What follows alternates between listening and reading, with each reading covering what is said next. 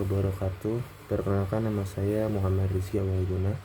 Saya adalah salah satu mahasiswa Universitas Pancasakti Bekasi dengan NIM 2892050103 Prodi Manajemen semester 5 dengan mata kuliah Pasar Uang dan Modal. Dosen pengampu Bapak Dr. Sugeng Prayatno SEMM. Video ini saya buat untuk memenuhi ujian tengah semester saya di semester 5 ini dengan materi perkembangan pasar uang dan pasar modal di Indonesia.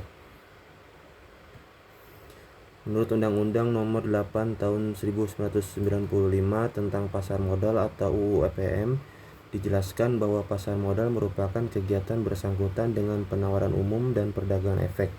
Pasar modal ini beroperasi dengan cara terorganisir, yang mana adanya perdagangan surat-surat berharga seperti saham ialah suatu tanda penyertaan modal dari badan usaha terhadap suatu perusahaan baik dengan perseroan terbatas. Pasar modal adalah salah satu indikator kemajuan perekonomian pada suatu negara. Pasar modal sangat bergantung pada kinerja perekonomian nasional, regional, dan internasional. Oleh karena itu, perannya sangat penting masyarakat lokal lebih besar untuk mendorong pasar modal Indonesia untuk dapat bertahan dari berbagai krisis dan goncangan. Tantangan pengembangan pasar modal harus diatasi, sedangkan pasar uang merupakan tempat transaksi jual beli, di mana investor meminjamkan sejumlah dana untuk pihak lain dengan perjanjian adanya imbalan tertentu. Pasar uang disebut juga dengan pasar kredit jangka pendek. Pasar modal adalah suatu aktivitas di mana berhubungan dengan penawaran umum dan perdagangan efek perusahaan publik dan berkaitan melalui efek yang diterbitkannya baik secara lembaga ataupun profesi. Menurut Muklis pada tahun 2016, pasar modal merupakan salah satu sumber alternatif pendanaan baik bagi pemerintah maupun swasta. Pemerintah yang membutuhkan dana dapat menerbitkan obligasi atau surat utang dan menjualnya ke masyarakat melalui pasar modal. Demikian juga swasta yang dalam hal ini adalah perusahaan yang membutuhkan dana dapat menerbitkan efek baik dalam bentuk saham maupun obligasi dan menjualnya ke masyarakat melalui pasar modal.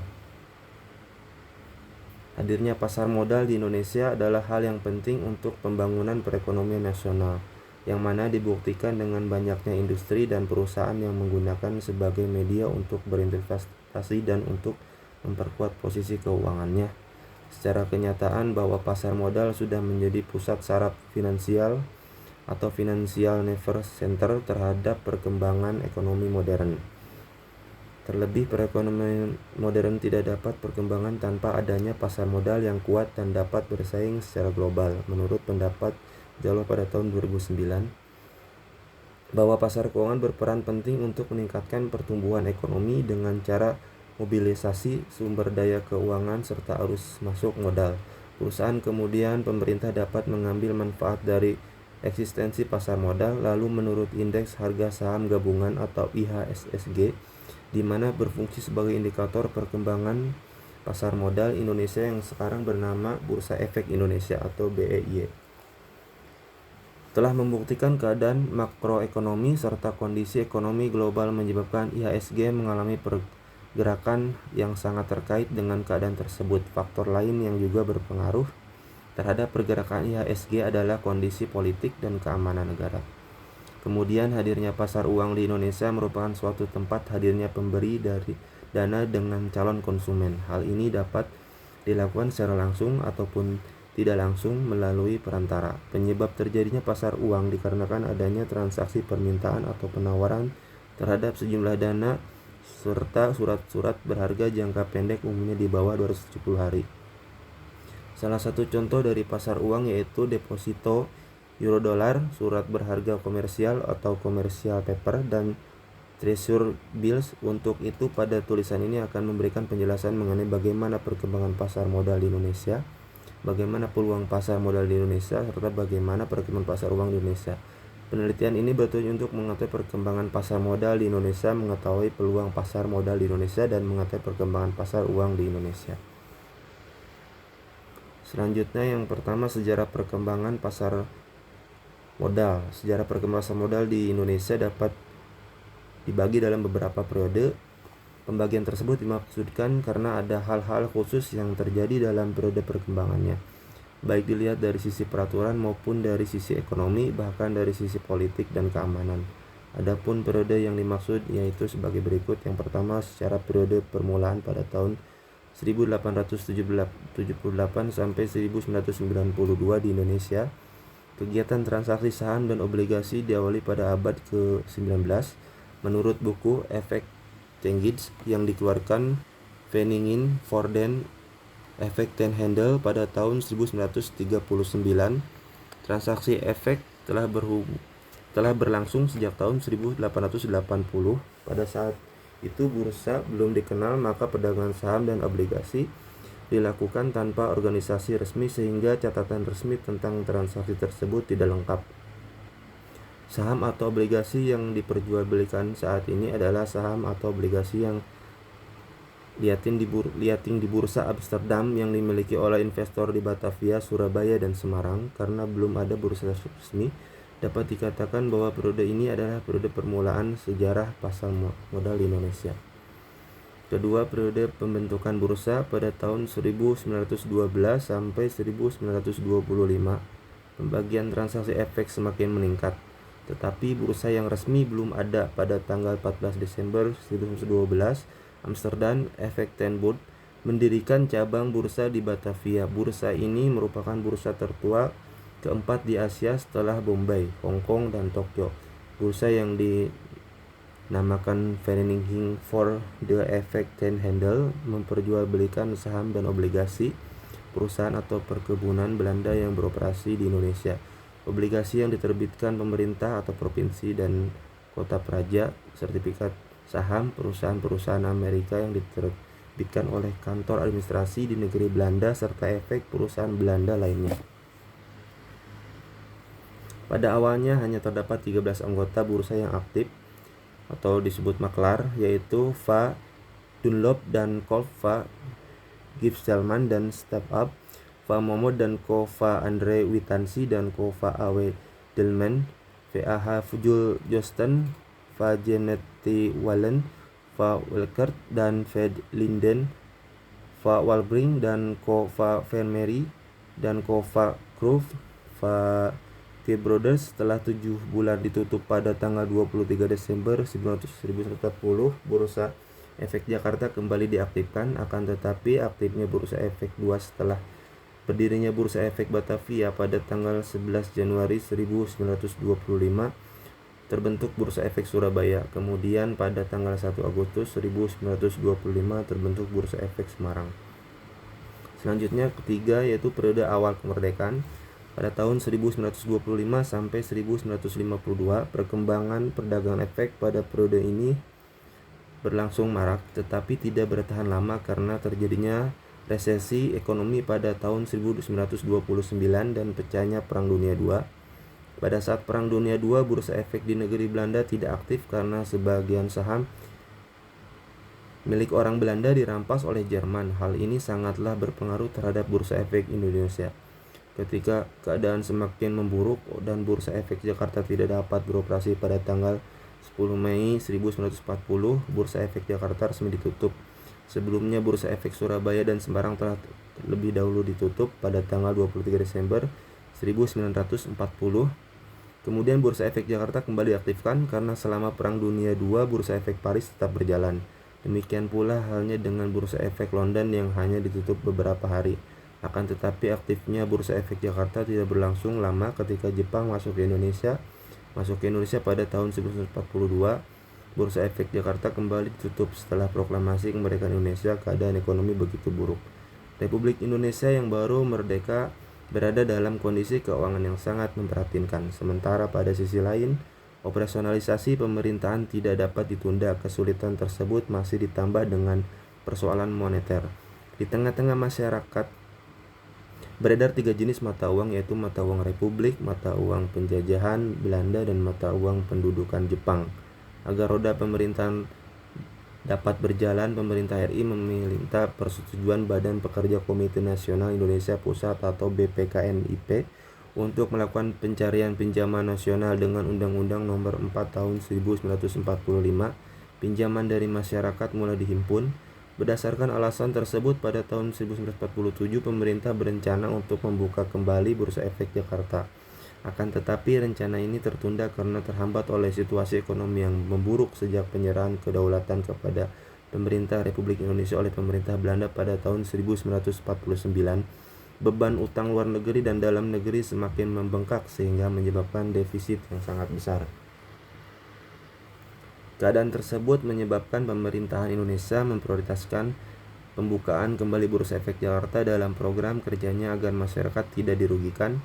Untuk menunjang hal tersebut, pemerintah Indonesia mengeluarkan Undang-Undang Darurat Nomor 13 Tahun 1953 yang kemudian ditetapkan menjadi Undang-Undang Nomor 1950 yang mengatur tentang Bursa Efek. Selanjutnya berdasarkan keputusan Menteri Keuangan Nomor 289737 Undang-Undang tanggal 1 November 1951, penyelenggaraan bursa diserahkan kepada Perserikatan Uang dan Efek-Efek atau PPUE. Bank Indonesia atau BI ditunjuk sebagai penasihat dan selanjutnya dipilih pengurus. Selanjutnya keempat, yaitu periode kebangkitan pada tahun 1952 sampai 1976. Tanggal 3 Juni 1952 seperti yang telah diputuskan oleh Rapat Umum PPUE, Bursa Efek Jakarta kembali dibuka secara resmi oleh Menteri Keuangan Sumitra Djohadikusumo. Selanjutnya pada tanggal 26 September 1952 yang merupakan salah satu tanggal sejarah pasar modal Indonesia, pemerintah mengeluarkan Undang-Undang Darurat yang kemudian menetapkan menjadi Undang-Undang Bursa Efek. Memasuki tahun 1958, keadaan perdagangan efek menjadi lesu karena beberapa hal berikut. Yang pertama yaitu poin A, banyaknya warga Belanda yang meninggalkan Indonesia. Kemudian poin B, nasionalisasi perusahaan-perusahaan Belanda oleh pemerintah RI sesuai dengan Undang-Undang Nomor 86 Tahun 1958 tentang nasionalisasi. Poin C, tahun 1960 Badan Nasional Perusahaan Belanda atau BANAS melakukan larangan memperdagangkan efek-efek yang diterbitkan oleh perusahaan-perusahaan yang beroperasi di Indonesia termasuk efek-efek dengan nilai mata uang Belanda atau NF. Kemudian kondisi ini semakin memburuk dengan adanya sengketa Irian Barat dengan Belanda pada tahun 1962 dan tingginya inflasi menjelang akhir pemerintahan Orde Lama, yaitu tahun 1966 yang mencapai 650%. Keadaan itu mengguncangkan sendi perekonomian dan kepercayaan masyarakat menjadi berkurang terhadap pasar modal. Akibatnya Bursa Efek Jakarta ditutup dengan sendirinya. Kondisi ini berlangsung hingga tahun 1977. Selanjutnya ada periode kepastian hukum.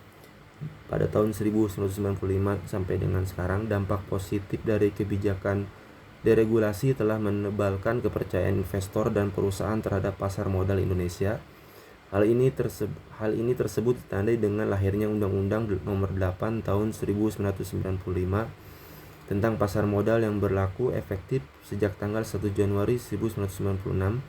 Undang-undang ini dapat dikatakan sebagai undang-undang yang cukup komprehensif karena mengacu pada aturan-aturan yang berlaku secara internasional.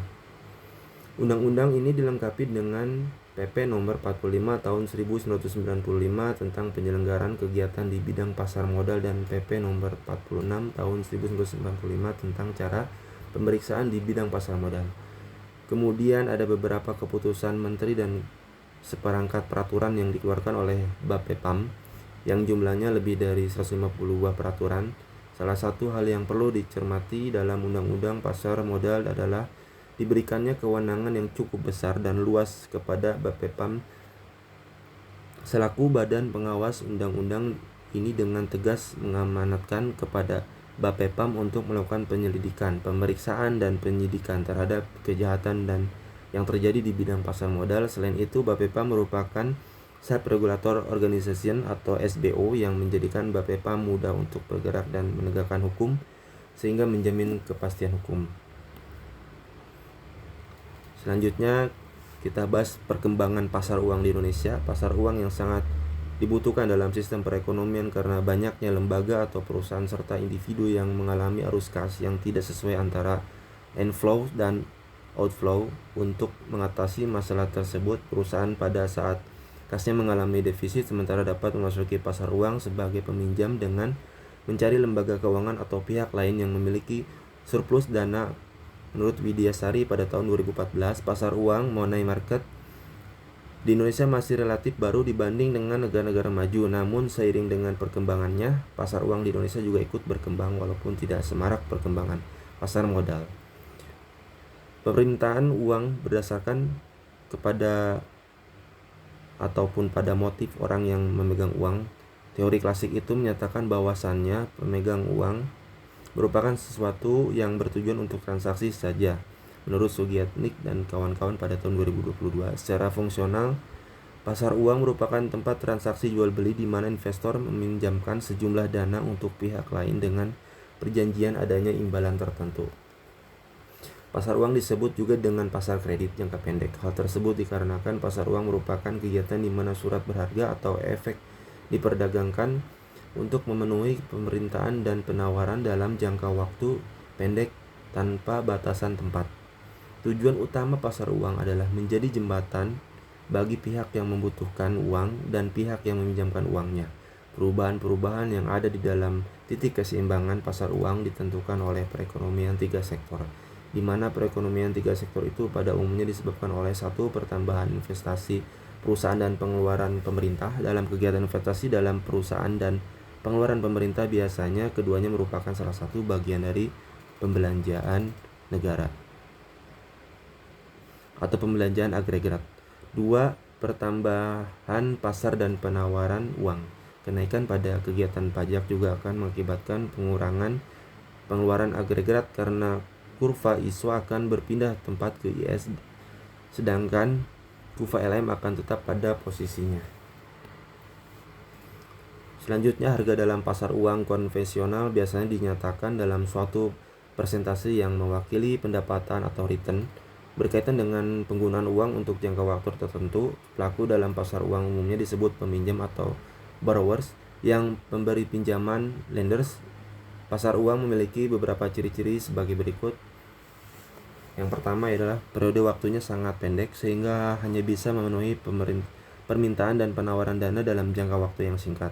Kemudian mekanismenya menjembatani pihak yang membutuhkan dana dan menawarkan dana. Pasar uang juga memiliki fungsi yang efektif dan membawa banyak manfaat bagi pelaku bisnis seperti investor, pengusaha, bahkan pemerintah. Fungsi-fungsi tersebut antara lain yaitu adalah mempermudah emiten memperoleh dana dalam jangka waktu yang pendek menurut KBBI. Emiten adalah badan usaha atau pemerintah yang mengeluarkan kertas berharga untuk diperjualbelikan. Sedangkan pasal 1 Undang-Undang Nomor 8 Tahun 1995 tentang pasar modal menyatakan emiten adalah pihak yang melakukan penawaran umum. Sedangkan menurut OJK, emiten merupakan pihak yang melakukan penawaran umum untuk menjual efek kepada masyarakat berdasarkan tata cara yang diatur di dalam peraturan undang-undang yang berlaku.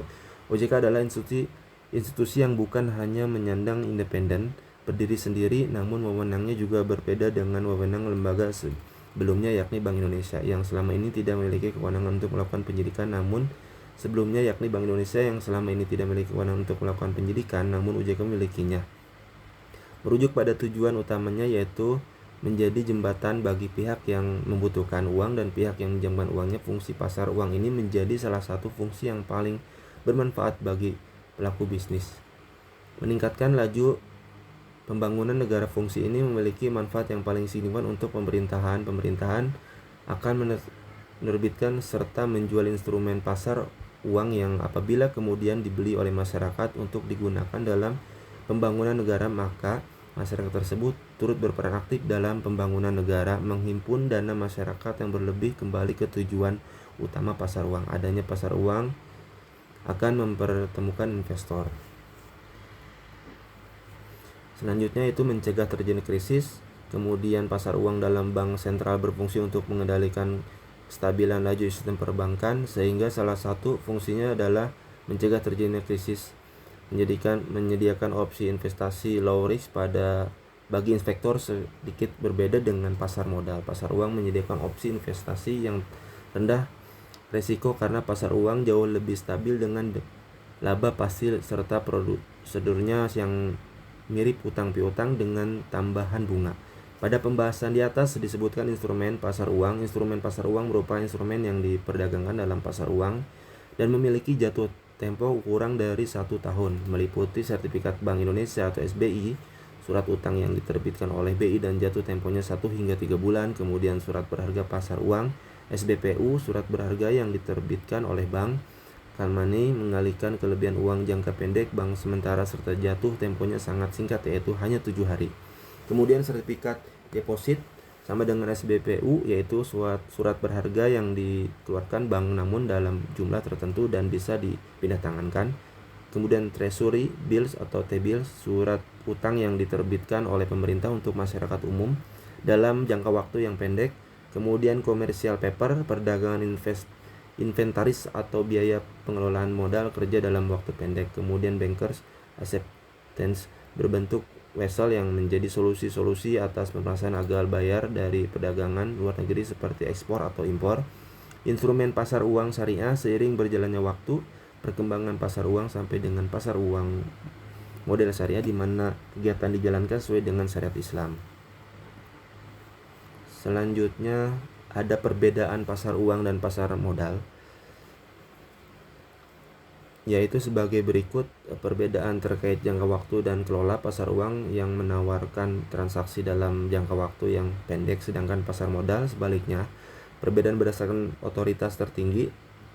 Otoritas tertinggi pasar uang ada di Bank Sentral, dalam konteks Indonesia ada pada Bank Indonesia, sedangkan otoritas tertinggi pasar modal adalah Kementerian Keuangan RI. Perbedaan dari segi resiko seperti yang sudah disebutkan sebelumnya, risiko pasar uang lebih rendah dibandingkan risiko pasar modal. Perkembangan pasar uang di Indonesia tidak terlepas dari pengaturan ulang peraturan-peraturan terkait perbankan di tahun 80-an. Pengaturan ulang tersebut berhasil membangkitkan sektor perbankan hingga mendorong munculnya lembaga keuangan non-bank seperti reksadana, perusahaan pembiayaan hingga pasar modal dalam jangka waktu dari 1991 hingga tahun 2003. Ada beberapa instrumen yang mengalami peningkatan, begitu pula sebaliknya.